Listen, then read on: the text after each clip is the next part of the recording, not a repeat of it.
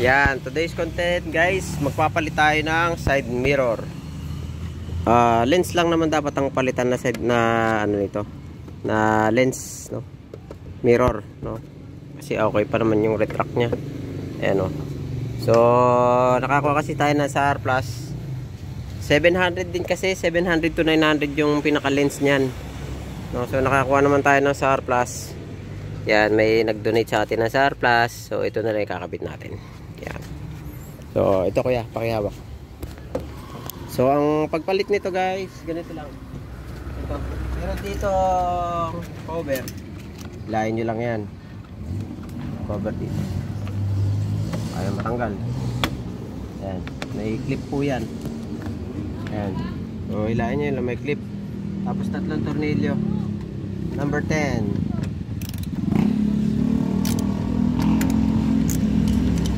Sa powered, ganun din.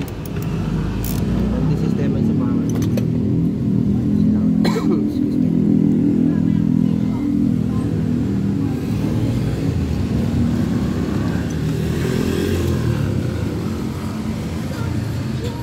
Ayan.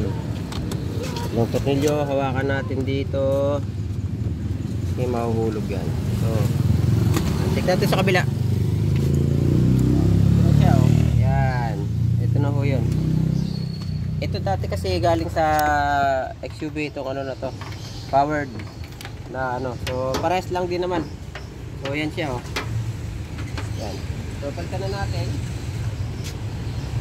Palitan natin yung bagong luma. Bagong luma.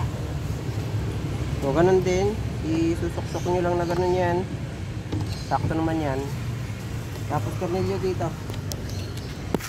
Yung tatlong tornilyo tinanggal natin. Mabilis lang naman. Ayan. Tatlong tornilyo. Ngayon kung gusto nyo naman mag powered window, pwede naman.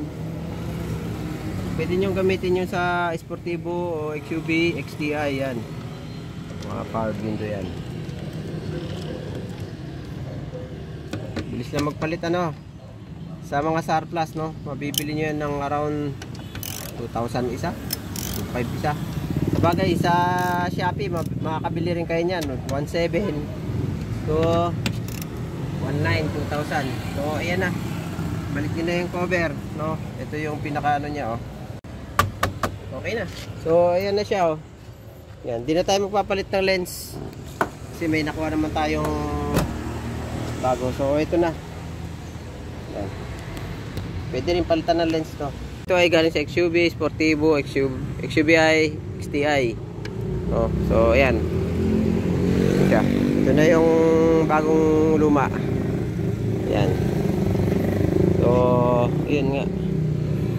So yan. Okay? Thank you guys. God bless.